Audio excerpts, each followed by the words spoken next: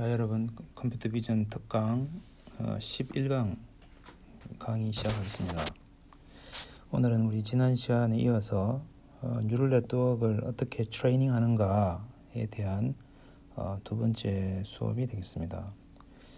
지난 시간에는 트레이닝을 하기 전에 한번 셋업하는 그런 내용을 주로 다뤘습니다. 그래서 액티베이션 펑션에 대한 것, 그리고 데이터를 미리 프리프로세싱 하는 것, 그리고 웨이트를 초기화하는 것, 그리고 레귤러라이제이션, 이렇게 그런 토픽들이 있었죠. 그래서 오늘은 다이나믹스 트레이닝 다이나믹스라고 해서 어떻게 러닝 레이스를 조절할 것인가 라고 하는 스케줄에 대한 것, 그리고 하이퍼 파라미터들은 어떻게 우리가 설정할 것인가, 이런 부분들이 주로 이제 트레이닝 다이나믹스에 해당되는 것이 되겠습니다.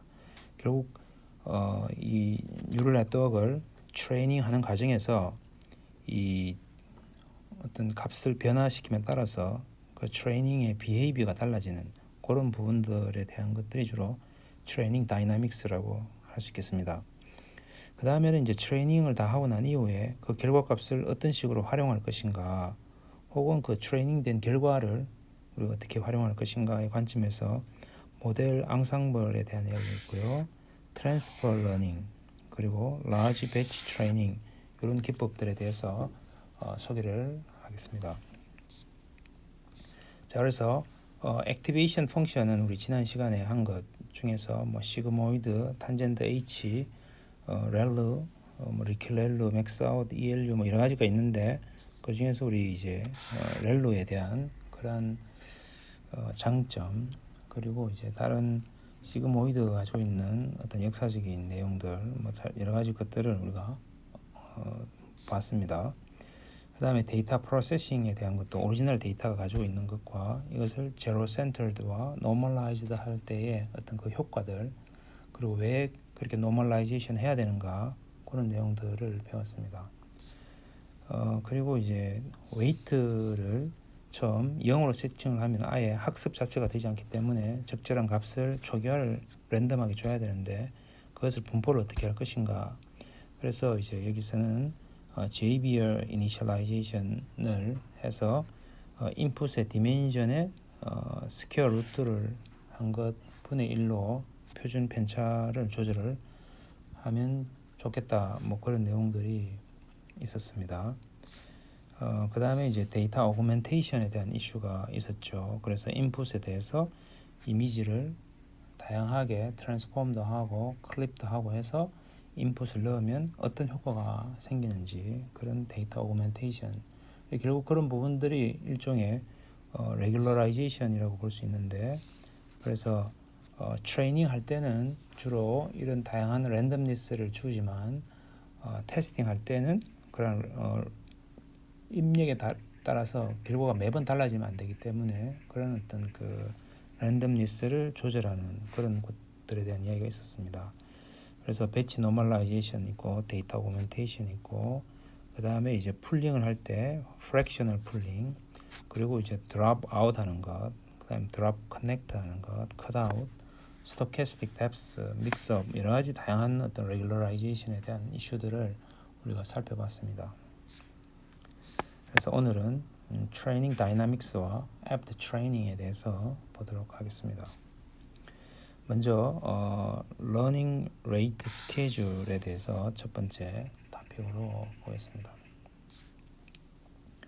우선 이제 이 러닝하는 과정에서 우리가 여러 가지 알고리즘들이 있었습니다. 스토캐스틱 그레디언트 디센트가 있고, 거기다가 모멘텀을 포함시킬 수도 있고, 그라드가 있고, RMS 프롭, 그 다음에 아담, 이런 게 있었죠.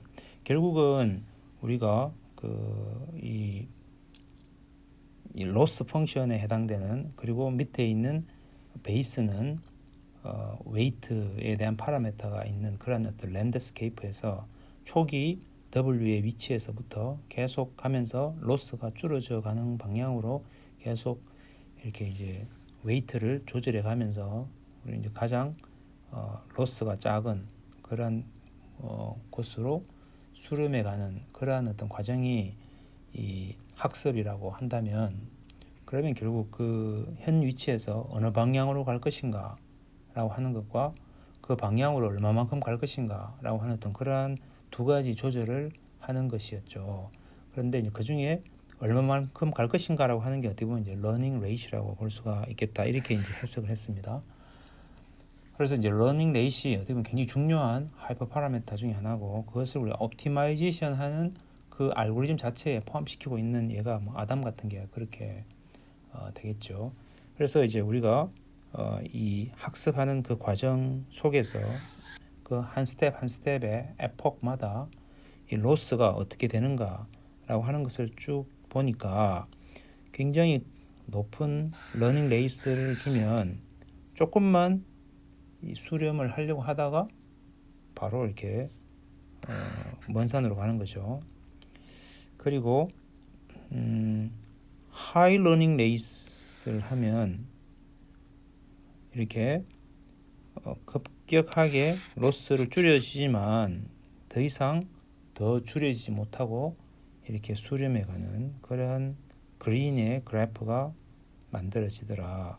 그리고 너무 또 작은 로우 러닝 레이시면, 물론 굉장히 작으면 아예 학습이 안 되겠죠. 그러니까 지금 거기서는 이제 very low에 대한 것은 우리가 고려하지 않고 low learning race를 하면 이렇게 로스가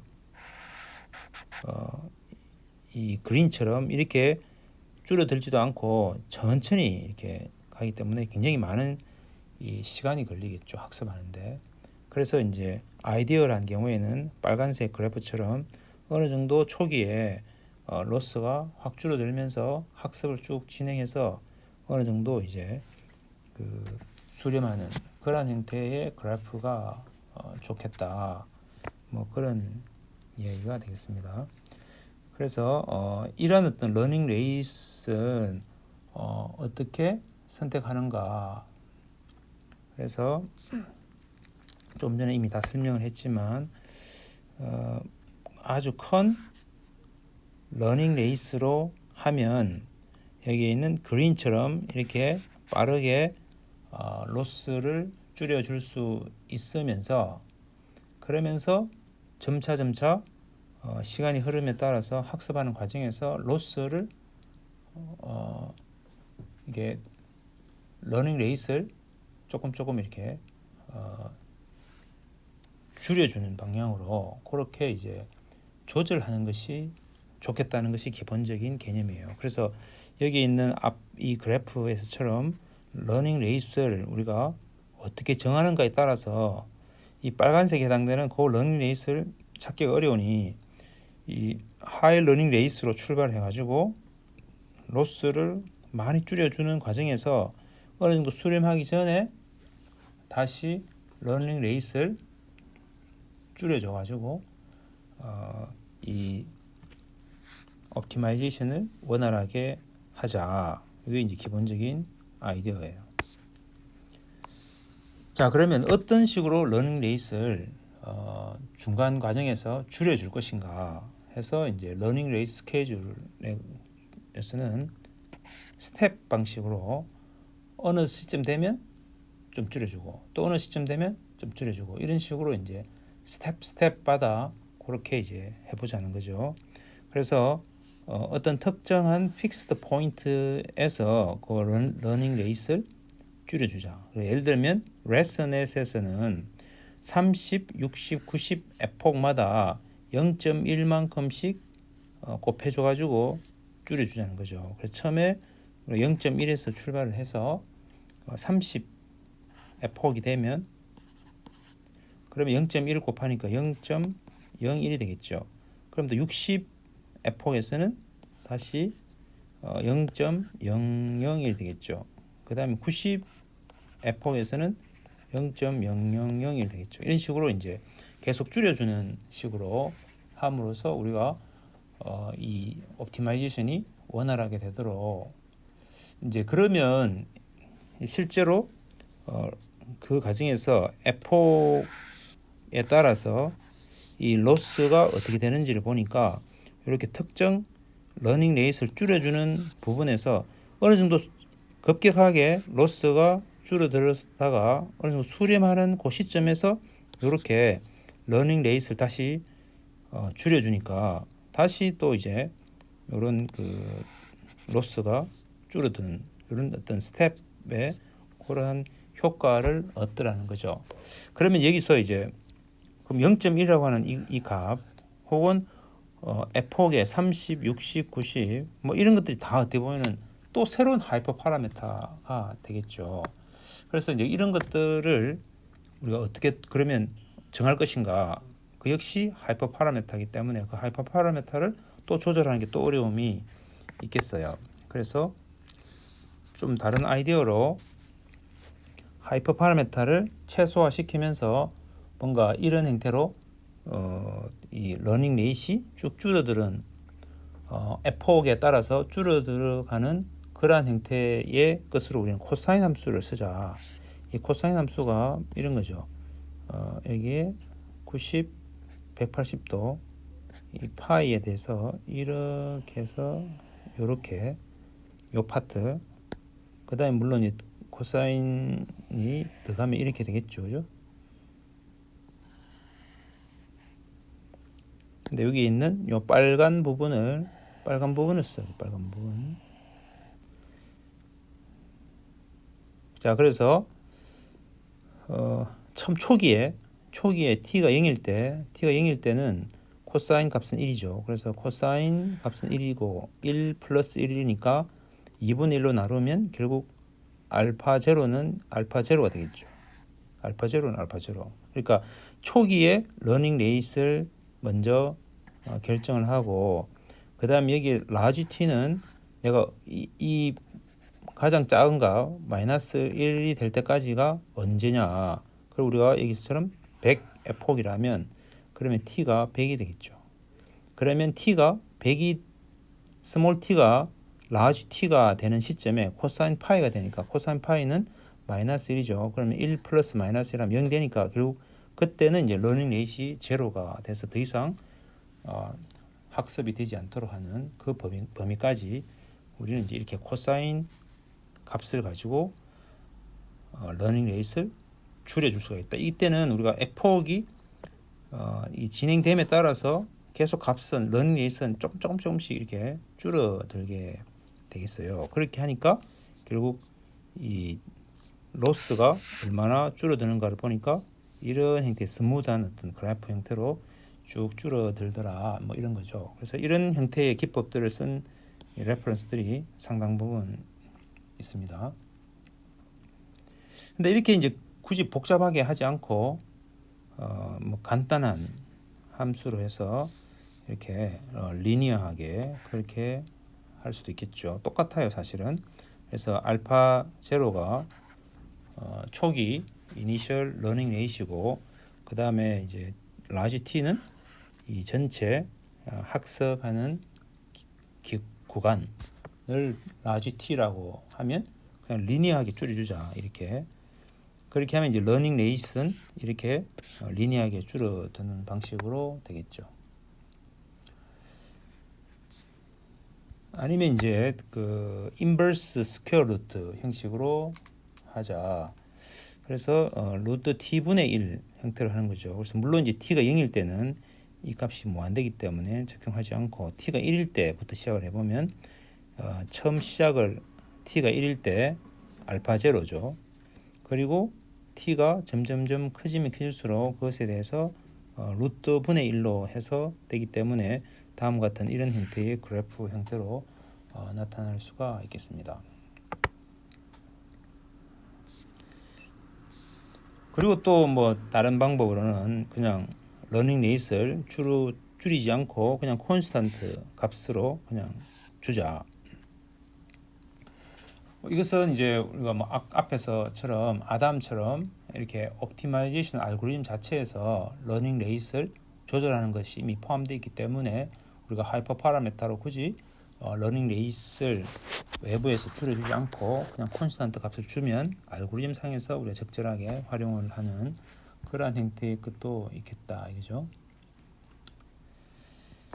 자, 그다음 두 번째는 아까 이제 T가 있었죠. 라지 T. 그래서 얼마나 트레이닝을 오래 해야 되는가. 그래서 기본적으로는 이제 개념이 이터레이션을 계속하면 할수록 로스는 점점점 이제 줄어들게 될 거예요.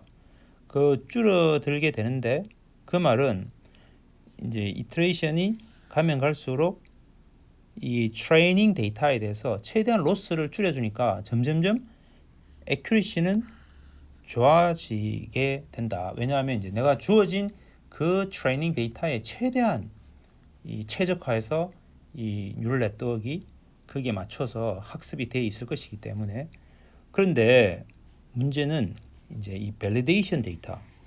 그래서 트레이닝이 아니고 우리가 이미 알고 있는 데이터지만 실제 트레이닝에는 활용하지 않고 있는 그런 밸리데이션 셋에 대해서 애큐리시를 보니까 이렇게 내려가더라는 거죠.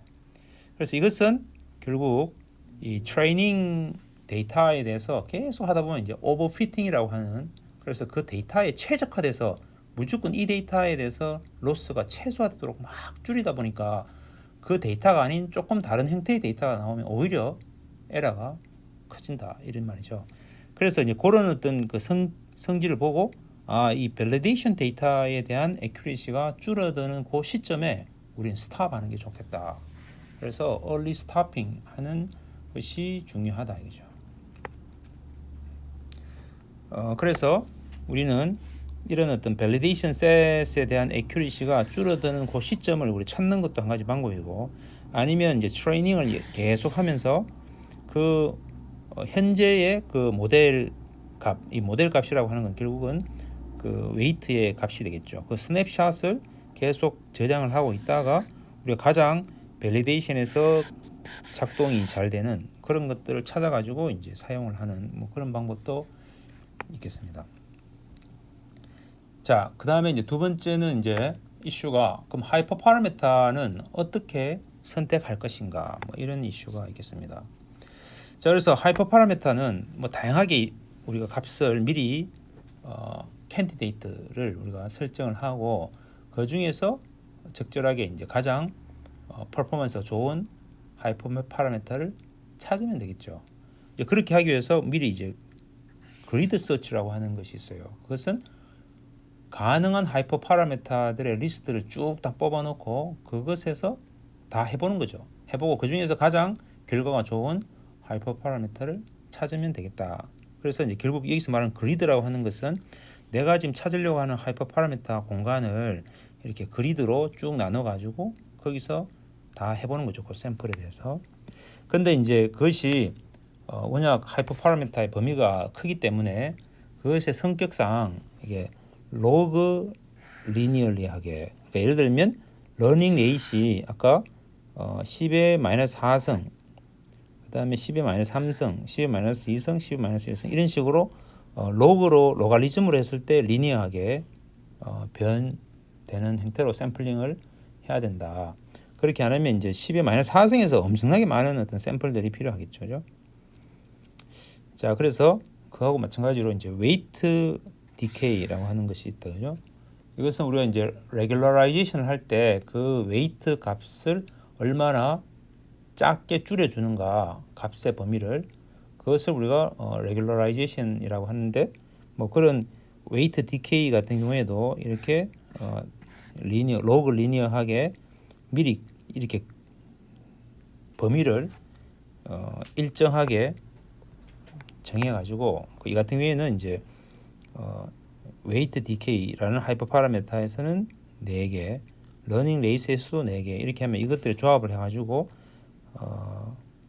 웨이트 디케이가 10-4성이면서 러닝 레이시 10-4성인 케이스, 그 다음에 웨이트 디케이가 10-4성이면서 러닝 레이시 10의 3성인 케이스, 이런 식으로 해서 이제 모든 컨비네이션으로 해서 16가지 나오겠죠. 그리고 16가지의 컨비네이션에 대해서 모두 다 학습을 시켜보는 거죠. 러닝을. 그 다음에 거기서 가장 베스트한 밸리데이션의 애큐리시를 갖는 그런 하이퍼 파라미터를 우리가 선택을 하면 되겠다. 이게 이제 그리드 서치의 개념이 되겠습니다. 자, 근데 이제 랜덤 서치는 우리가 마찬가지로 이제 로그 리니어하게 우리가 범위를 정해놓고, 예를 들면 웨이트 디케이는 10-4승에서 10-1승 사이에, 그 다음에 러닝 레이스는 10-4승에서 10-1승 이 사이에 있는 범위라고 하고, 여기서 랜덤하게 어떤 값을 샘플링 해가지고 그것에 대해서 우리가 수행해 보는 거죠.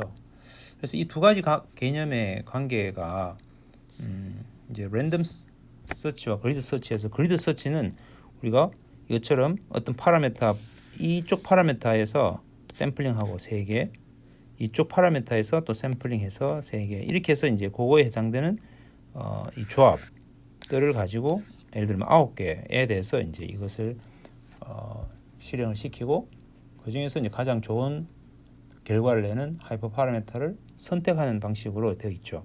근데 이제 이것이 각 파라미터가 어떤 것은 굉장히 중요하고 어떤 것은 중요하지 않는 그런 경우가 있을 때 모두 다 동일한 개념을 하다 보니까, 여기서는 실제로는 이제 이 임포턴트한 파라미터를 결국 3개 샘플링한 값만 가지고 한 거죠. 왜냐하면 이 하나에 대해서 또 실제로 중요하지 않는 파라미터를 3개의 샘플링 해가지고 하기 때문에. 그렇지만 어쨌든 그리드 레이아웃은 전체 하이퍼 파라미터 스페이스를 균등하게 나눠가지고 전체를 다 해볼 수 있다는 거죠. 그런데 랜덤 레이아웃은 사실 어디를 할지는 몰라요. 그렇지만 이제 우리가 랜덤리스를 얼마나 유니폼하게 제너레이션 하느냐에 따라서 이것은 우리 임포턴트한 파라미터 입장에서 봤을 때는 이렇게 이런 값, 이런 값, 이런 값, 이렇게 이제 각각에 해당되는 것에서 여러 가지 다양한 형태의 값을 가질 수 있으니까, 동일하게 9번의 우리가 트레이닝을 해서 결과를 내는 것에서 임포턴트 파라미터 관점에서 봤을 때는 9번의 다른 어떤 샘플들에 대해서 수행을 하니까 동일한 어떤 그 일을 하지만 훨씬 더 다양한 파라미터에 대해서 결과를 내고 그것에서 가장 좋은 값을 찾는 거기 때문에 랜덤 레이아웃이 실제로 이제 이렇게 파라미터의 중요도가 다를 경우에는 훨씬 더 유리하다라고 하는 것을 이야기를 할 수 있겠어요. 자, 그래서 우리가 랜덤 서치에서 이렇게 이제 한쪽 축이 러닝 레이시고 또 이제 한쪽 축이 웨이트 디케이로 해서 이 로그 리니어하게 축을 놔둔 상태에서 어떤 그 우리가 원하는 가장 베스트한 어떤 하이퍼 파라미터를 찾아가는 어떤 과정들을 이렇게 그래프로 이제 표현되어 있는데, 뭐 그래서 여기서 우리가 이런 어떤 하이퍼 파라미터를 찾아가는 것 자체도 우리가 또 이제 뭐 그레디언트 디센트 방식으로 현재 내가 임의로 우리가 랜덤 서치로 어떤 특정한 샘플, 이게 하이퍼 파라미터 샘플을 선택하고 그 하이퍼 파라미터 샘플에 대해서 우리가 학습을 다 해보고 결과를 내고, 그 다음에 이제 인접한 곳들에 대해서 한 후에 결국 그 하이퍼 파라미터가 변함에 따라서 우리의 퍼포먼스가 에큐리시가 어떻게 변하는가를 보고 따라가면서 이제 그레디언트 디센트로 또 하이퍼 파라미터를 찾아갈 수도 있고 뭐 그래요. 그래서 이제 그런 형태로 이것들이 이 하이퍼 파라미터를 찾아가는 것 자체가 아주 이게 어려운 문제 중에 하나일 거예요. 자, 그래서 이런 식으로 이제 조금 전에 한 이런 것들은 우리가 하이퍼 파라미터를 달리 해가지고 여러 어떤 멀티플 GPU 디바이스에다가 따로따로 해가지고 결과를 내보면 특정 하이퍼 파라미터에 대해서 얼마나 성능을 갖는가라고 하는 것을 우리가 다 분석해 볼 수 있는데, 실제로는 이렇게 이제 GPU가 많지 않고 어떤 제한된 개수만큼의 GPU 가지고 하이퍼 파라미터를 찾아라고 하면 위에 있는 방식처럼 이렇게 랜덤 서치를 할 때도 이렇게 자유롭게 여러 어떤 샘플들에 대해서 동시다발적으로 하기가 쉽지가 않겠죠. 자, 그래서 먼저 이제 그런 경우에 하이퍼 파라미터를 찾아가는 어떤 노하우라고 할까, 그것을 보면은 먼저 이니셜 로스를 먼저 체크를 하자. 그래서 예를 들면 이제 앞에서도 여러 가지 예제가 있었는데, 우리가 C 클래스를 갖는 소프트 맥스 같은 경우에 우리가 적절하게 웨이트의 디케이는 턴 오프 시키고, 그 다음에 이제 초기 값을 봤을 때 이것에 대한 로스가 로그 C 형태로 되는지를 이게 검증하는 거죠.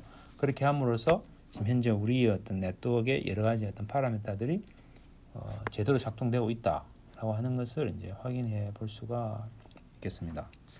그다음에 이제 두 번째는 이제 아주 작은 샘플들을 가지고 이제 오버피팅 시켜 보는 거죠. 그러니까 샘플이 작으면 그 작은 것에 대해서 거의 100% 애큐리시를 갖도록 100%의 트레이닝 애큐리시를 갖도록 우리가 학습시킬 수가 있겠다, 그죠? 그래서 이런 상황에서 우리 아키텍처도 달리 해보고 러닝 레이트도 달리 해보고 웨이트 이니셜라이제이션도 달리 해보면서 우리는 이 최대한 트레이닝 애큐리시를 100%까지 오버피팅 되도록 그렇게 이제 해볼 수 있겠다, 이죠. 자, 그러면 이걸 가지고 우리가 단지 레귤러라이제이션을 턴 오프 시켜 가지고 완전히 오버피팅이 되도록 함으로써 우리 지금 얘가 옵티마이제이션 프로세스가 제대로 작동되는지 그런 것들을 우리가 확인해 볼 수가 있을 것이고, 러닝 레이스를 더 이상 로스가 더 이상 더 떨어지지 않으면 그럼 러닝 레이스를 너무 낮게 했거나 혹은 이니셜라이제이션이 굉장히 나쁘거나 뭐 이런 것들을 우리가 확인해 볼 수가 있고, 그 다음에 이제 로스가 완전히 이렇게 이게 증폭돼 가지고 이게 더 이상 로스가 줄어들지 않고 계속 커져 버리면 이는 러닝 레이트이 너무 큰 값으로 하거나 혹은 또 이니셜라이제이션 자체도 잘못됐다, 이렇게 이제 그런 것들 볼 수가 있는 거죠. 그래서 옵티마이제이션 프로세스에 대한 전반적인 것들을 우리가 검증해 볼 수가 있겠습니다. 그래서 실제로 이제 로스가 쫙 이렇게 줄어들어가는 어떤 그러한 과정에 해당되는 어떤 러닝 레이스를 우리가 찾을 수가 있겠어요. 그래서 바로 스텝 2에서 스몰 샘플 가지고 할 때에 그 아키텍처를 그대로 쓰면서 그 다음에 스몰 샘플이 아닌 전체 트레이닝 데이터에 대해서 확대해 가지고 그리고 이제 작은 스몰 웨이트 디케이를 턴온 시키고 그 다음에 이제 로스가 100번의 이터레이션 내에서 아주 잘 줄어드는 그런 어떤 러닝 레이스를 우리가 찾아볼 수가 있겠다. 그래서 가장 좋은 러닝 레이스를 우리가 먼저 찾아보는 거죠. 하이퍼 파라미터에서.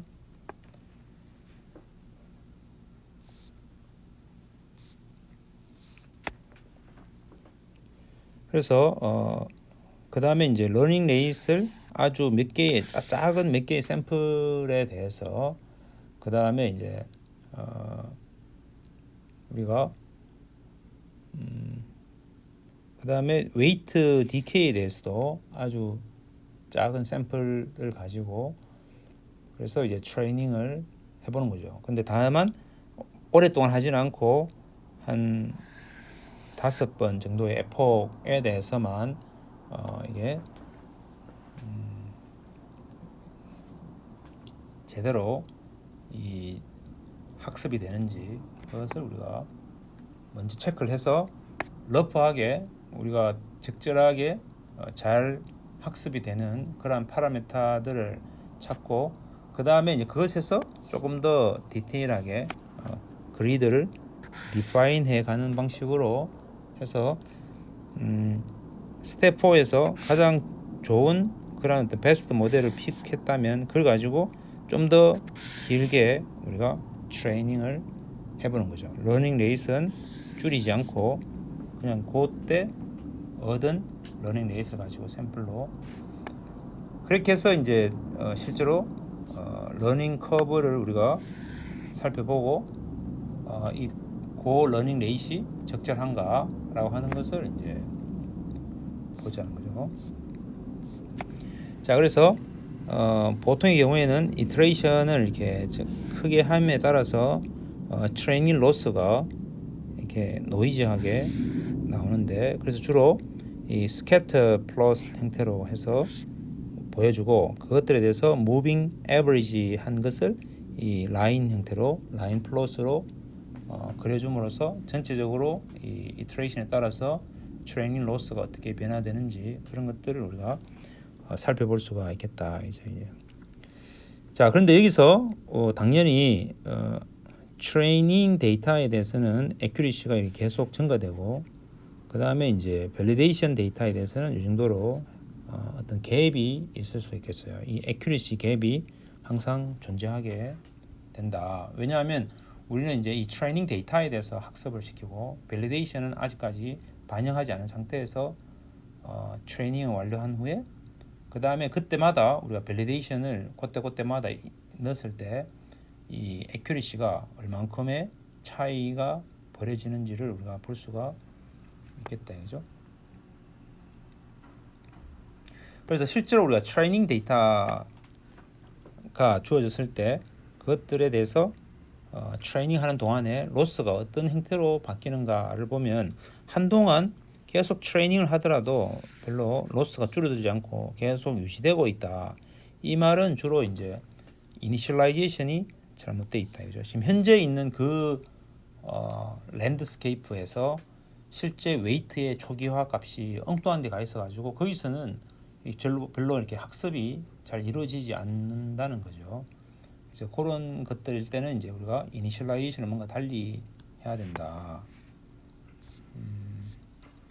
그 다음에 이제 조금 줄어들다가 어느 시점에서 이렇게 갑자기 편편해지는 그래서 더 이상 로스가 더 줄어들지 않는 로스 플래튜의 쪽으로 갔을 경우에는 러닝 레이시 너무 크다 처음 초기에 뭐 이렇게 우리가 볼 수 있겠어요. 그럴 때는 러닝 레이시 너무 이렇게 높기 때문에 러닝 레이스를 조금씩 이렇게 줄여주는 그런 것들이 중간중간에 해볼 만하다, 그죠?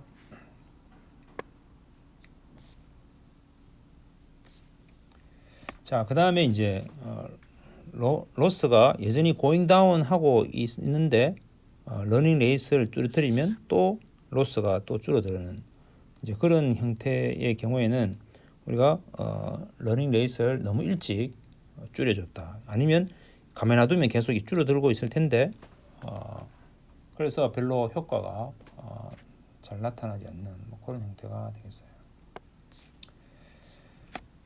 그 다음에 이제 시간에 따라서 학습하는 과정에서 트레인과 밸리데이션 데이터 각각에 대해서 이 트레인과 밸리데이션의 갭이 항상 생기게 되는데 이게 우리가 트레이닝 데이터와 밸리데이션 데이터의 액큐리시 갭이라고 하는 이 부분은 항상 우리가 존재할 수가 있겠어요.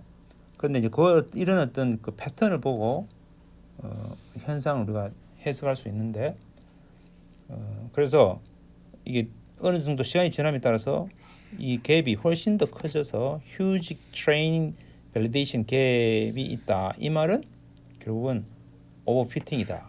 이게 뭐 그죠? 오버피팅이란 말은 이 트레이닝 데이터에 대해서 최대한 이 모델이 피팅되도록 했기 때문에 그것이 아닌 다른 어떤 데이터, 그 밸리데이션 데이터가 들어가면 에러가 많아지는 거죠. 이제 이럴 때는 이제 오버피팅을 줄일 수 있는 방법으로 여러 가지 어떤 레귤러라이제이션 하는 것을 그 값을 웨이트를 더 키우거나 아니면 데이터를 우리가 더 많이 트레이닝 데이터를 더 많이 쓰거나 뭐 이런 두 가지 접근 방법이 있을 수가 있겠습니다. 그 다음에 이제 트레이닝과 밸리데이션의 갭이 전혀 없다. 그러면 그 말은 이 트레이닝이 이 우리가 밸리데이션이 굉장히 트레이닝 쪽으로 갔다고 할 수도 있지만 반대로 트레이닝 커브가 밸리데이션 커브로 내려왔다 이렇게 할 수 있겠어요. 그렇게 내려왔다는 말은 이 언더피팅이에요. 그러니까 뭔가 트레이닝 데이터에 대해서 제대로 피팅이 안 됐다는 이야기가 되겠습니다. 그래서 그러면 이제 트레이닝을 더 오랫동안 더 해보거나 혹은 아니면 모델을 더 키우거나 혹은 regularization 너무 이렇게 강하게 작동되기 때문에 그 regularization의 웨이트를 좀 이렇게 디크리스하는 줄여주는 그런 방법이 필요하다 이죠.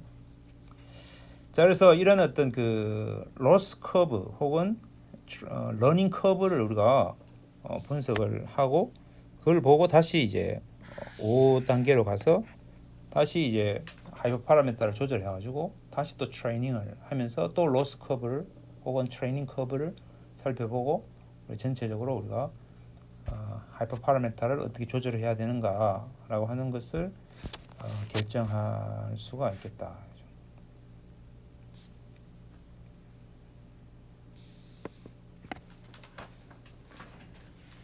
자, 그래서 하이퍼 파라미터는 주로 이제 네트워크 아키텍처를 우리가 어떤 아키텍처를 쓸 것인가, 그 다음에 러닝 레이슨 초기에 어떻게 설정할 것인가, 그 다음에 그것을 학습해 가는 과정에서 얼마나 줄여줄 것인가, 그 DK 스케줄, 러닝 레이트 스케줄을 어떻게 할 것인가, 그 다음에 업데이트하는 타입은 어떻게 할 것인가, 그 다음에 이제 레귤러라이제이션은 어떻게 하는가. 그래서 이제 여러 가지 이제 드랍아웃을 할 것이냐, 아니면 뭐 L2 노음으로 해서 웨이트에 노음을 이렇게 줄여줄 것이냐, 뭐 여러 가지 이제 것들이 있을 거예요. 그래서 이러한 어떤 하이퍼 파라미터를 막 조절하는 것이 일종의 이런 어떤 그 뮤직을 제너레이션하는, 그래서 그것과 비슷하다 이런 거죠. 그러니까 뉴럴 네트워크에서 실제로 이제 여러 가지 아키텍처를 설정을 하고 문제에 따라서 그다음에 그런 어떤 러닝 레이트과 레귤러라이제이션 이런 것들을 튜닝하는 그런 것들이 일종의 어떤 음악을 생성해내는 그런 것과 비슷한, 그래서 그 나오는 어떤 결과물이 결국 이제 로스 펑션이 된다, 뭐 이런 이야기예요. 그래서 실제로 이제 여러 가지 어떤 데이터들에 대해서 밸리데이션 데이터를 가지고 실제로 이제 실행시켜 보면 트레이닝 데이터와 그 밸리데이션 데이터 사이에 어떤 갭이 있고 여러 가지 어떤 그런 러닝 커브를 만들 수 있고 여러 가지 어떤 데이터들이 우리가 학습되고 난 이후의 결과물, 그 로스 펑션에 대한 결과물을 가지고 이 적절한 하이퍼 파라미터를 찾아가는 그런 과정들이 이제 프랙티컬하게 필요한데, 이런 것들이 일종의 이제 커맨드 센터처럼 그렇게 이제 앞에 있는 이런 이제 여러 가지 어떤 파라미터들을 우리가 적절하게 조절해 가면서 나오는 어떤 결과물을 보듯이 뭐 그렇게 이제 생각할 수 있는데, 이런 것들을 이제 잘 할 수 있도록 해주는 것들이 결국 이제 우리가 학습하는 과정 속에서 나오는 여러 가지 어떤 그 파라미터들을 어떻게 잘 가시화해 가지고 이것이 잘 되고 있는지 혹은 어느 것이 더 좋은지 이런 것들을 판단하기 도움을 주는 뭐 그런 것들이 좀 필요한데, 뭐 그것 중에 하나가 우리가 텐서 보드라고 하는 것들이 있을 수 있겠습니다. 그죠?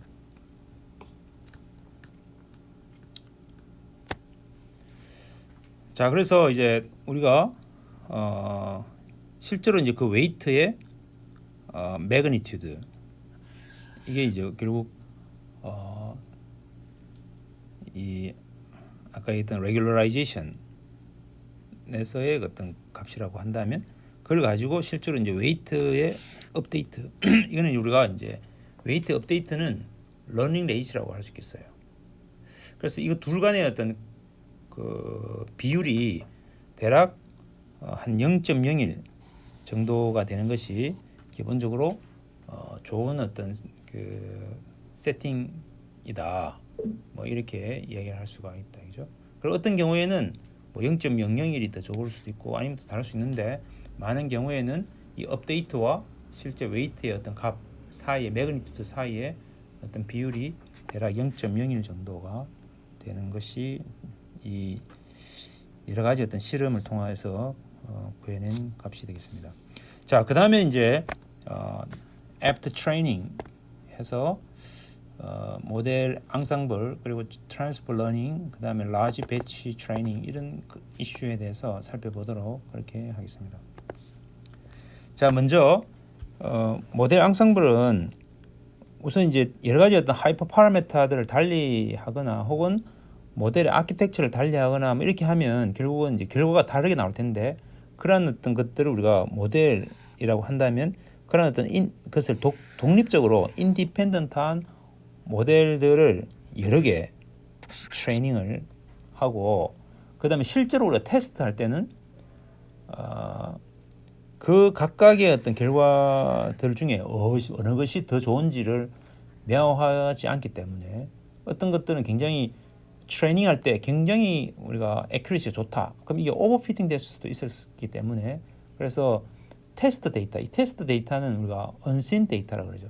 그러니까 실제로는 이 우리가 학습하는 과정에서 밸리데이션 데이터는 우리가 적절하게 트레이닝 할 때는 안 쓸 거야라고 하고 떼놓은 그 데이터에 대해서는 우리가 실제로 이제 이 모델을 검증하기 위해서 쓰지만, 실제 테스트 데이터에 대해서는 우리가 막상 이 최종적으로 그것을 활용할 때만 볼 수 있기 때문에, 그럴 경우에 이제 그것에 대해서 어떤 것이 더 좋은지는 알 수가 없죠. 그래서 왜냐하면 그것에 대해서는 이제 그라운드 트루스 값이 없으니까. 그래서 이제 실제 그 결과들을 우리가 평균 내 가지고 쓰는 뭐 그런 식으로 이제 해볼 수가 있겠다, 그죠? 자, 그래서 이러한 어떤 과정들은 결국 그 실제 그 샘플링된 트레이닝 데이터들에 대한 어떤 그 디스트리뷰션에 대해서 우리 이럴 것이야라고 가정하고 이제 하는데, 실제하고 다를 수 있으니까 그것들에 대해서 우리가 평균을 낸 것, 뭐 그런 것과 비슷해요. 그래서 대략 이렇게 하면 모델 앙상블을 쓰면은 전체적으로는 이제 퍼포먼스를 한 2% 정도 더 우리가 향상시킬 수가 있다. 뭐 그런 이야기가 있겠어요. 그 다음에 이제 꼭 우리가 트레이닝 인디펜던트 모델을 하는 것 이외에도 우리가 실제로 트레이닝하면서 그것이 가지고 있는 어떤 하이퍼 파라미터들을 달리함에 따라서 싱글 모델 안에서도 우리가 여러 개의 어떤 스냅샷들을 활용을 해가지고 이 동일한 모델 앙상블의 테크닉과 비슷한 형태로 활용을 해볼 수가 있겠다, 그죠? 그래서 그 실제 어떤 파라메타 벡터가 있다면 그 파라메타 벡터가 아니라 그 파라메타 벡터가 어떤 식으로 변화되는가에 대한 어떤 무빙 에버리지를 사용해 가지고 실제 테스트 타임에 활용하는 뭐 그런 것들이 이런 여러 가지 어떤 논문에서 지금 활용을 하고 있어요. 자, 그래서 이제 모델 앙상블은 뭐 기본적인 개념은 이 여러 우리가 지금 이제 아키텍처나 혹은 하이퍼 파라미터나 이런 것들을 달리 하는 것을 전혀 독립적인 모델이라고 생각하고, 그 각각의 모델에서 나오는 어떤 결과들을 테스트할 때는 에버리지 해가지고 사용을 하면 좀 더 향상시킬 수가 있다는 거고요. 그 다음에 이제 두 번째는 이제 트랜스퍼 러닝이에요. 트랜스퍼 러닝. 그래서 기본적으로 우리가 이제 이 딥 뉴럴 네트워크는 워낙 레이어가 많고 그 안에 있는 웨이트, 그러니까 이 학습해야 될 파라미터들의 수가 엄청나게 많기 때문에 그것들을 다 이렇게 적절하게 오버피팅 되지 않으려면 데이터를 엄청나게 많이 필요로 한다, 그죠? 그래서 그 데이터를 얼마나 잘 확보할 것인가가 어려운 문제예요. 그래서 이제 그 모든 어떤 어플리케이션에서 다 그렇게 데이터들을 충분히 가지고 해야 되느냐. 그래서 이제 한 가지 방법은 먼저 이미 우리가 이미지넷이 있다, 그죠? 이미지넷. 그래서 이미지넷에 대해서 어떤 우리 미리 주어진 딥 러닝 아키텍처를 학습을 이미 시키고, 그 학습시킨 데이터도 이미 우리가 퍼블릭하게 공개를 하고 있으니까 그것을 활용을 하는데, 제일 마지막 라스트 레이어를 이렇게 제거를 해요. 제일 마지막에 있는 걸 제거를 해버리고 요 단에서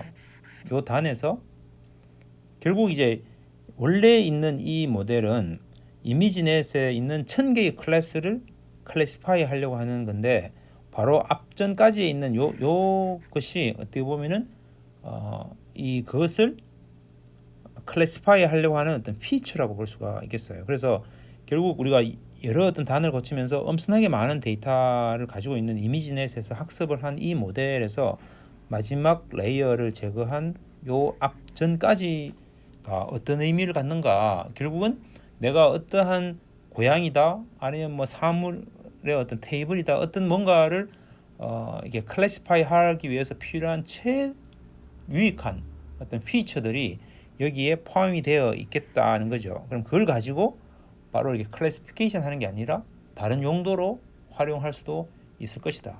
그래서 이제 요 앞 밑에 있는 것까지는 우리가 고치지 않고 그걸 그대로 쓰면서 이제 다른 여러 가지 형태로 활용을 해보자 이거죠.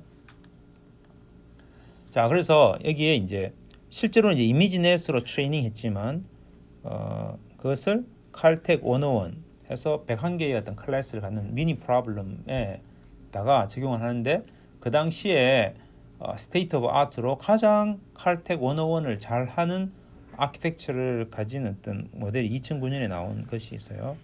그걸 가지고 이게 카테고리별로 트레이닝을 하는 데이터의 개수가 몇 개인가에 따라서 점점 많을수록 더 성능이 좋아지겠지만 어쨌든 빨간색 형태로 나오죠.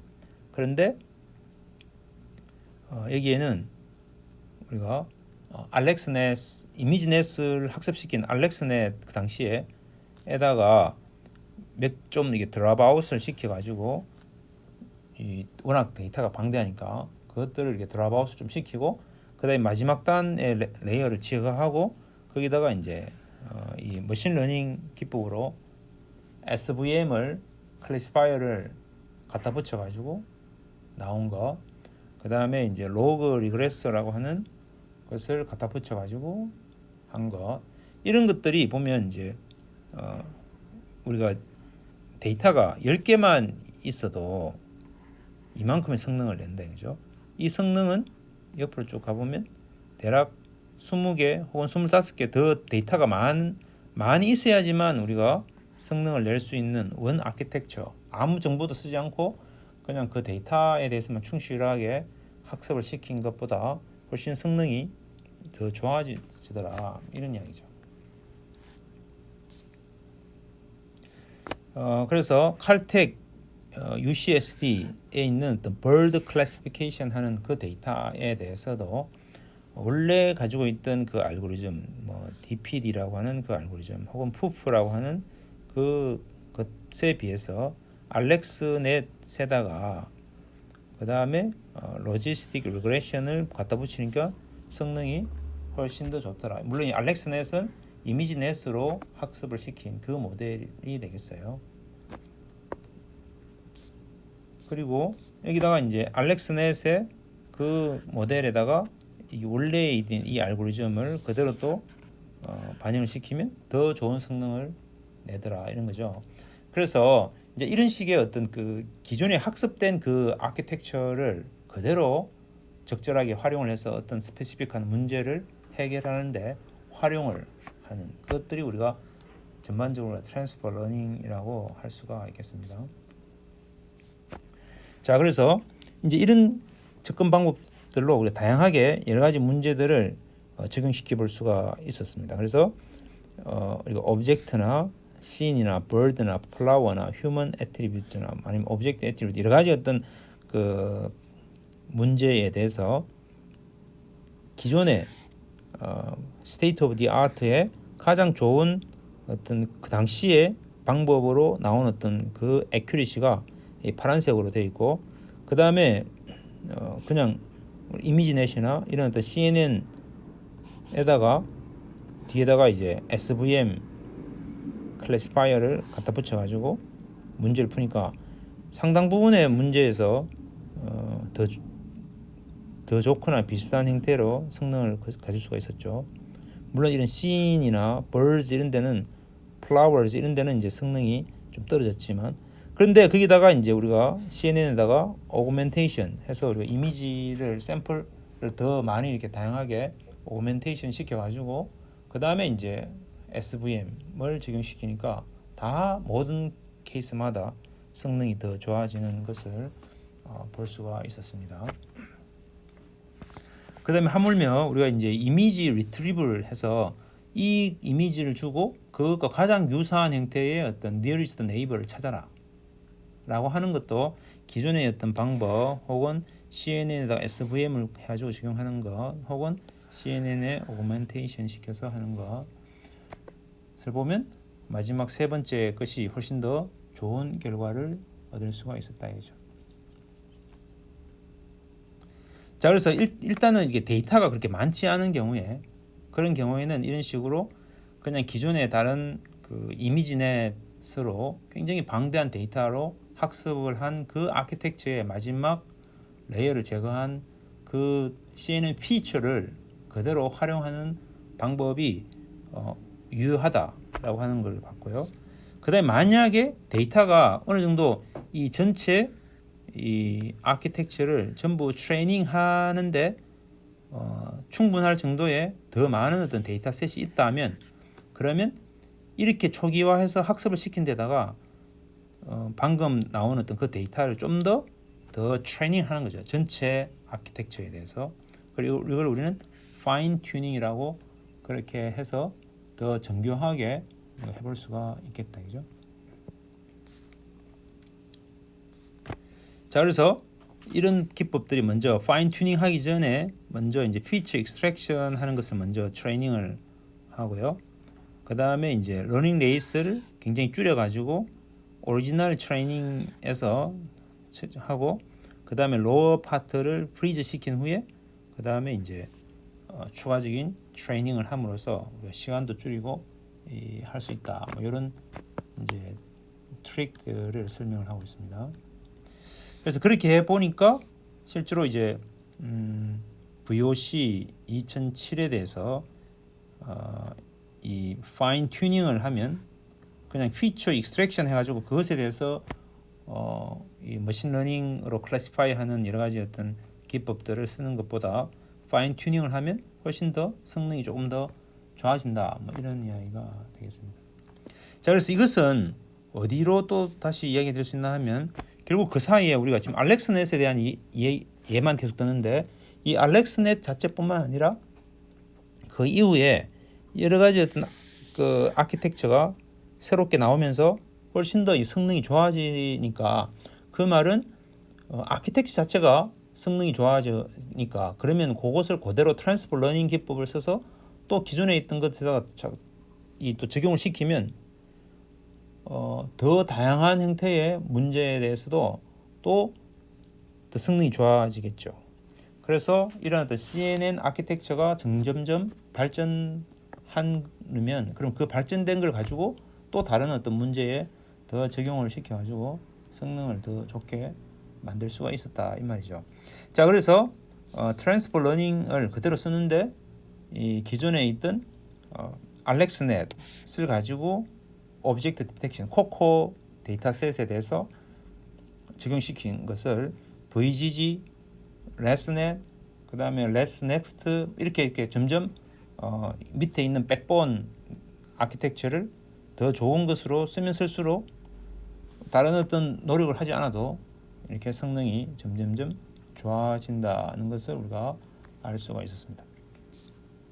자, 그래서 이 CNN 아키텍처에서 보면 아랫단은 좀 더 제너릭하고 위로 올라갈수록 특정 프로블럼의 스페시픽한 형태의 어떤 그런 형태로 이것이 이루어지기 때문에 그래서 우리는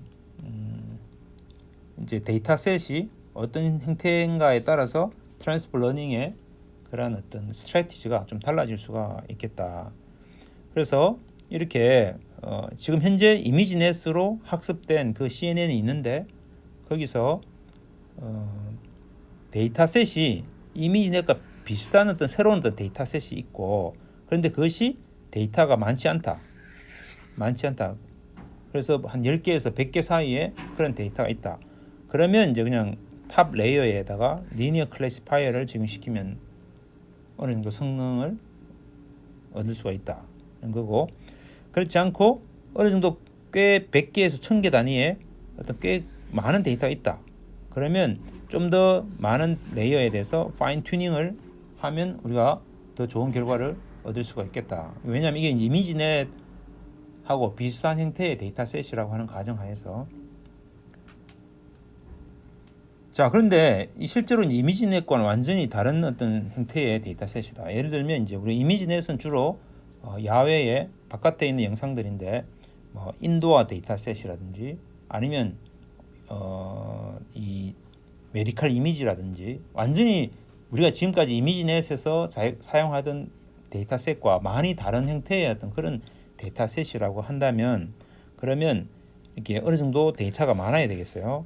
그러면 이제 더 많은 어떤 레이어에 대해서 파인 튜닝을 해가지고 지금까지 이미지넷에 잘 피팅되도록 그렇게 학습되어 있는 것을 조금은 파인 튜닝을 통해서 여러 레이어들에 대해서 이 새로운 어떤 데이터셋에 적응할 수 있도록 그렇게 할 수가 있다 이죠. 근데 데이터가 많지 않다. 그래서 이제 데이터가 많지 않으면 근데 이미지넷과는 많이 다르다. 그러면 이제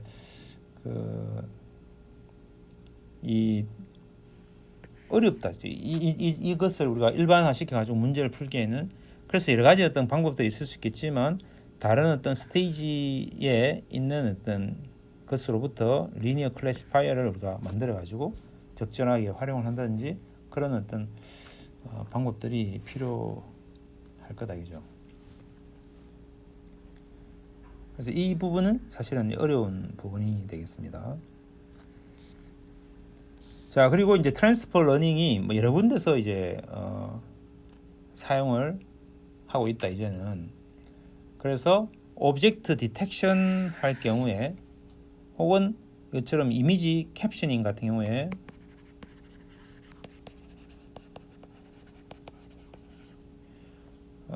이럴 때 우리는 이런 것들을 쓰게 되는데 그래서 보면은 요 밑에 있는 요 부분 그 다음에 이 부분 이런 부분들을 우리가 이미지넷에서 미리 프리트레이닝 된 CNN 아키텍처를 그대로 쓰고 그 윗단에다가 이런 그 오브젝트 디텍션에 활용할 수 있는 형태의 아키텍처를 갖다 붙이는 거죠. 혹은 여기서는 이제 또 이미지 캡셔닝을 하려고 하는 거기 때문에 이미지로부터 안에 뭐가 있는지를 피처들을 다 뽑은 후에 그걸 가지고 워드 투 벡터라고 하는 그런 어떤 프리트레이닝 된 그런 워드 벡터들을 사용을 미리 하고 그 다음에 이제 그 윗단에서 우리가 특정 어플리케이션에 맞게 더 아키텍처를 붙여가지고 사용을 하게 된다. 자, 그래서 일반적으로는 이렇게 이미지넷으로부터 CNN을 트레이닝한 데이터가 이미 있죠. 그러면 그걸 가지고 비주얼 지놈에 대한 오브젝트 디텍션에 대해서 파인 튜닝을 하고 그 다음에 이제 버트 랭귀지 모델을 가지고 텍스트에 대해서 트레이닝을 하고 그 다음에 2번과 3번을 컴바인 해가지고 이미지와 랭귀지 모델링을 동시에 하도록 하고 그 다음에 이제 이미지 캡셔닝 혹은 비주얼 퀘션 앤서링 뭐 이런 것들에 대해서 파인 튜닝을 하고 전반적으로 이러한 방식대로 해가지고 우리가 다양한 형태의 문제들을 풀 수 있었다라고 하는 것을 이제 보여주고 있겠어요. 그런데 이제 최근에 나온 어떤 데이터 어떤 그 결과들을 보면 우리가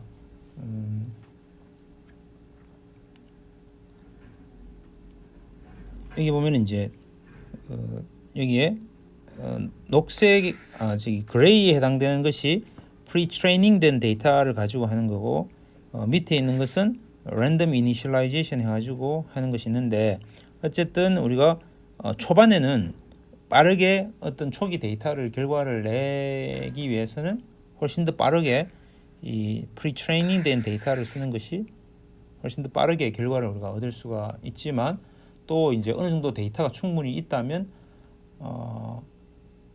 이 스크래치 아무것도 없는 상태에서 트레이닝하는 것도 이게 진행이 되면 될수록 어떤 그 프리트레이닝 된 이미지넷에만큼 성능을 이게 가져갈 수가 있다 이거죠. 대신에 그 결과를 우리가 그만큼의 성능을 내려면 프리트레이닝 된 형태의 데이터를 쓰는 것보다 훨씬 더 한 3배 정도 더 오랫동안 트레이닝 해야지만 결과를 얻을 수가 있다 이 말이죠. 자, 그래서 이 그래프를 보면 이제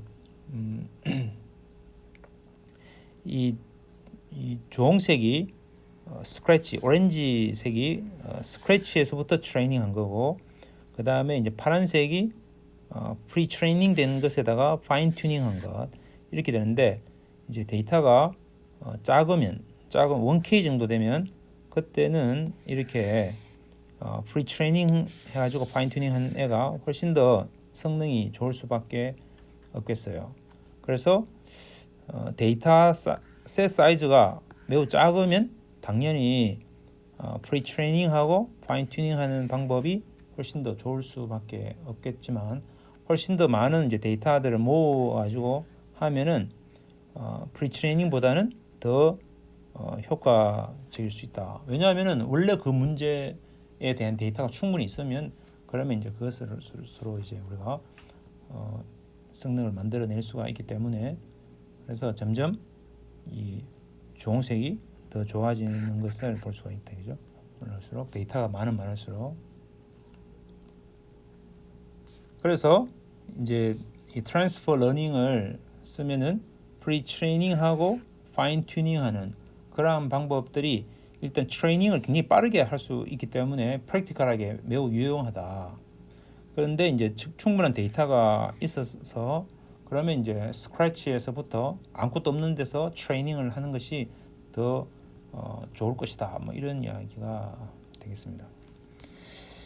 자, 그 다음에 이제 디스트리뷰티드 트레이닝이라고 하는 것이 있는데, 우리 지난 시간에 하드웨어 부분을 할 때 이 하나의 어떤 그 보드에 이런 그 클라우드 TPU 버전 2 같은 경우에는 180의 테라플롭에다가 HBM 메모리를 쓰고 해서 이 콜랩에서 공짜로 TPU를 사용할 수가 있었다, 그죠?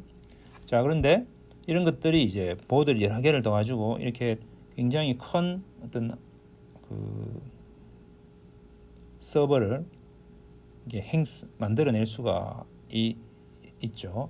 그러면 우리가 이제 이 모델 자체가 이렇게 여러 개의 어떤 서버들을 두고 여러 개의 어떤 TPU를 써가지고 사용을 하려면 결국 이걸 적절하게 병렬화 해가지고 동시에 쓸 수 있도록 만들어야지 되겠습니다. 그래서 이제 이런 그 패럴리즘을 할 수 있는 방법이 우선 첫 번째는 이제 우리가 모델 패럴리즘이 있을 수 있다. 그래서 이제 GPU가 있으면 GPU에 여러 개의 모델을 쪼개 가지고 각각 여러 GPU에다가 일을 시키는 거죠. 그 다음에 그것에 대한 결과를 얻어내는 거예요. 그래서 여기 있는 그림을 보면 뭐 이미 아시다시피 알렉스넷 같은 경우에는 하나의 GPU 내에 메모리가 워낙 작았기 때문에 그 당시에는, 그래서 이제 모델을 분리시켜 가지고 각각의 GPU에다가 실행을 시키고 그 결과를 다시 활용하는 뭐 그런 식으로 이제 우리가 문제를 풀었죠. 그래서 이걸 일반화 시켜 가지고 우리가 이제 모델을 패럴하게 만드는 방법으로 여러 개의 어떤 GPU의 다른 레이어들을 이렇게 배정하는 거죠. 앞단에 있는 이 부분을 GPU1, 중간에 있는 것을 GPU2, 그다음에 마지막 단에 있는 것을 GPU3. 뭐 이렇게 해서 이제 이런 식으로 우리가 다른 레이어에 디퍼런트 레이어에 있는 모델 부분들을 다른 GPU에다가 사가지고 사용하는 방법이 있지 않겠는가. 이건 잘 쓰지 않는데, 이것은 문제가 이 GPU2는 GPU1에서 나오는 어떤 결과가 나올 때까지를 계속 기다려야 되겠죠, 그죠?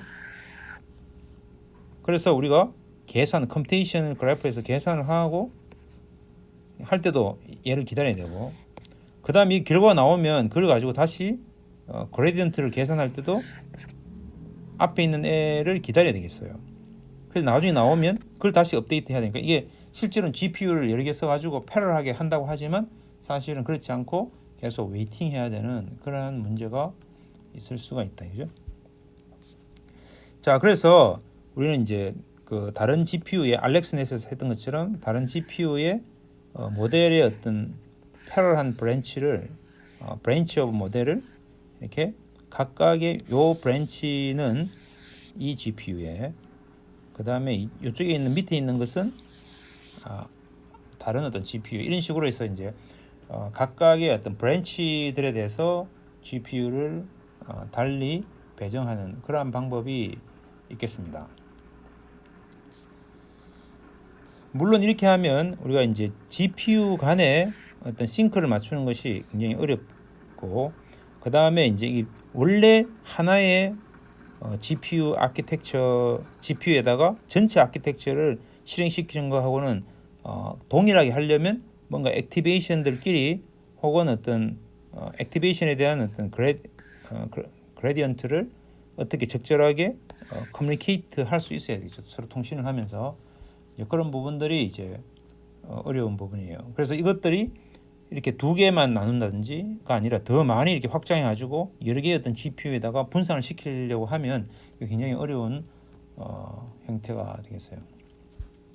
자, 그래서 모델 패러리즘 말고 이제 데이터 패러리즘이라고 하는 개념으로 우리가 해볼 수 있겠어요. 그래서 n 개의 이미지가 배치가 있으면 그 중에 2분의 n 개와 2분의 n 개를 나눠 가지고 이 동일한 어떤 그 모델을 각 GPU에다가 동일하게 카피를 해가지고 동일하게 쓰고 대신에 데이터를 달리 해가지고 이 학습을 시키자, 뭐 이런 개념이 되겠어요. 그래서 데이터를 스플릿 시켜가지고 문제를 풀어보자는 거죠. 자, 그러면 지금 현재 우리가 주어진 그 모델의 여러 어떤 파라미터는 동일한, 처음 시작일 때는 동일하게 카피를 해놨으니까, 그러면 이제 이미지가 들어오면 그 이미지에 대해서 포워드로 로스를 계산하게 되겠죠. 각각 독립적으로.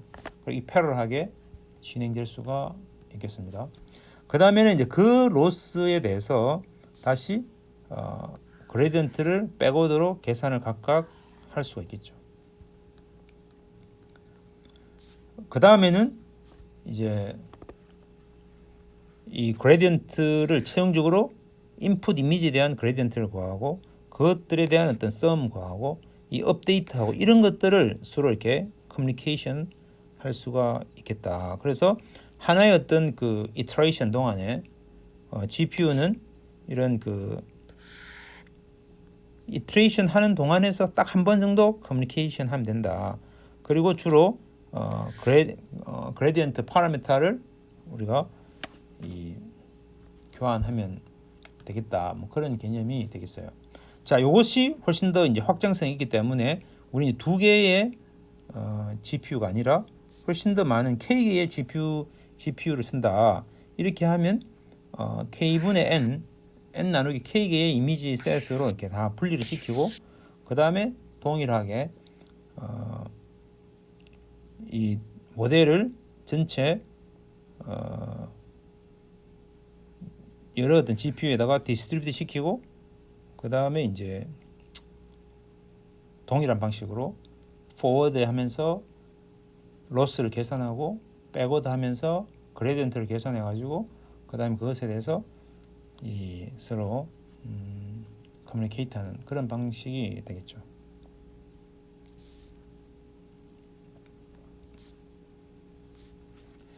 자, 그래서 우리가 이제 이것을 좀 일반화시키면 이 모델과 데이터의 패러리즘을 믹스드 시키는 그런 형태의 개념도 있겠어요. 그래서 하나의 서버 안에서는 이제 모델을 패러리즘을 하고 그 다음에 K개의 서버에 대해서는 또 데이터를 패러리즘을 해서 하는 그런 식으로 우리가 동시에 할 수가 있는데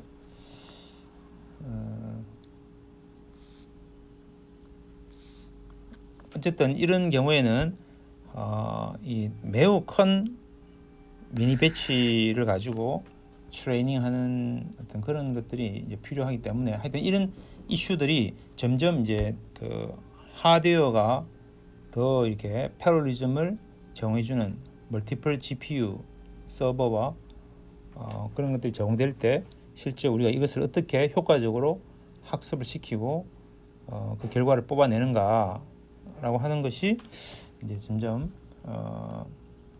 이슈가 되고 있어요. 자, 그래서 그런 것들을 우리가 좀 더 깊이 있게 지금 현재 나오는 어떤 결과들을 보면 이게 라지 배치 트레이닝이라고 하는 기법을 사용해서 쓰게 되겠어요. 자, 그래서 기본적인 개념은 하나의 어떤 GPU에 아주 좋은 모델을 트레이닝을 할 수 있다라고 하는 가정하에서 그러면 K개의 GPU에 대해서 앞에 있는 것과 좀 다른데 앞에는 우리가 이제 하나의 GPU로는 이것을 전체로 트레이닝하기 좀 어려운 상황일 때 그것을 우리가 모델을 이렇게 각 GPU에다가 분리를 시켜가지고 쓴다든지 데이터를 또 분리해서 쓴다든지 이런 개념이었고 여기서는 일단 하나의 GPU 상에서 충분히 트레이닝 가능하다는 가정하에서 이 K개의 GPU가 있으면 어떻게 이 데이터와 데이터를 패러한 트레이닝을 해가지고 이걸 빠르게 우리가 트레이닝을 할 수 있겠는가 뭐 이런 개념으로 생각해 보면 되겠어요. 그래서 기본적으로는 같은 수만큼 에포크 동안 트레이닝을 하는데 대신에 더 많은 어떤 미니 매치를 사용할 수가 있으니까 K 배만큼 더 빠르게 트레이닝 할 수 있겠다 기본적으로 그런 거죠. 그래서 우리가 이제 n 개의 배치 사이즈가 있을 때 그리고 러닝 레이시 알파일 때 그때 우리 K개 GPU 모델에서는 KN만큼의 배치 사이즈를 가지고 러닝 레이스를 이게 K배만큼 러닝 레이스를 더 빨리 하면은 충분히 우리가 원하는 결과를 동일하게 해줄 수 있을 것이다라고 하는 개념이 되겠어요. 자, 그 다음에 이제 러닝 레이시에 대해서 웜업이라고 하는 개념이 있는데 우선 우리가 러닝 레이스를 이니셜 러닝 레이스를 굉장히 높게 하면 완전히 이렇게 값이 로스가 확 이렇게 폭발하는 익스플로드 되는 형태가 되기 때문에 초기에 러닝 레이스를 0에서부터 출발해 가지고 한 5,000 이터레이션까지 대해서는 천천히 해줘. 러닝 레이스를 리니어하게 증가시켜 가지고 요 파트에서 이렇게 쭉 올리면서 러닝 레이스를 쭉 이렇게 올려 감으로써 얘가 처음 이니셜 러닝 레이스를 굉장히 크게 줬을 때 로스가 엉뚱한 대로 가지 않도록 그렇게 한 후에 이제 거기서부터 이제 러닝 레이스를 디케이 해가면서 우리가 원하는 결과를 얻는 뭐 그런 형태의 개념이 러닝 레이트 웜업이라고 하는 개념이 되겠습니다.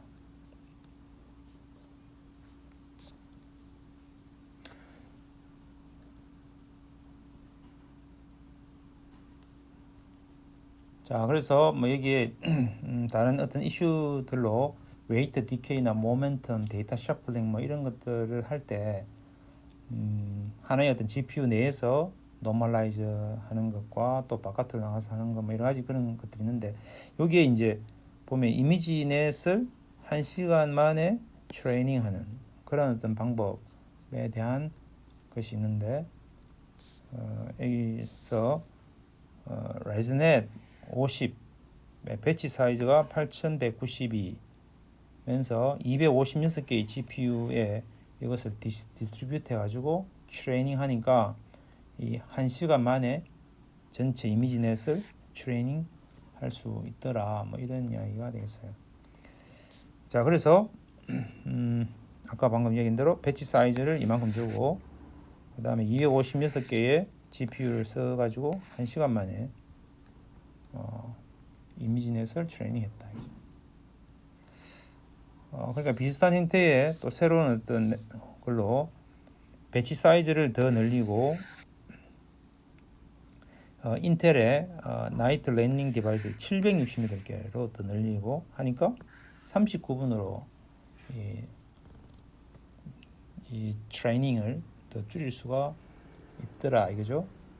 자, 그러면 이게 더 해서 16,000개 배치 사이즈 쓰고 이번에 이제 CPU를 써서 제온 CPU 1600개를 쓰고 하니까 31분 만에 학습했다 이죠.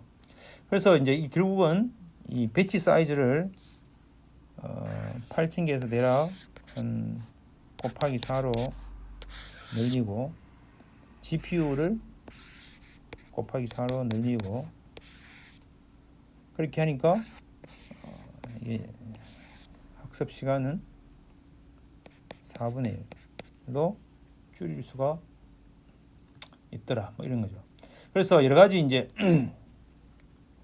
이슈들을 우리가 봤는데 그래서 우리 이제 뉴럴 네트워크를 트레이닝하는 어떤 그 과정에서 이런 액티베이션 펑션이나 데이터 프리프로세싱, 웨이트 이니셜라이제이션, 레귤러라이제이션 이런 어떤 이슈들에 대한 걸 우리가 쭉 지난 시간에 봤고 이번에는 이제 러닝 레이스를 어떤 식으로 조절할 것인가, 그 다음에 하이퍼 파라미터 옵티마이제이션으로 하이퍼 파라미터를 우리가 어떻게 찾아내는가, 그 다음에 이제 트레이닝 되고 난 후에 모델 앙상블 테크닉을 쓰는 것과 그 다음에 트레이닝 트랜스퍼 러닝, 그 다음에 이제 라지 배치 트레이닝 이런 것들에 대해서 이슈들을 우리가 쭉 한번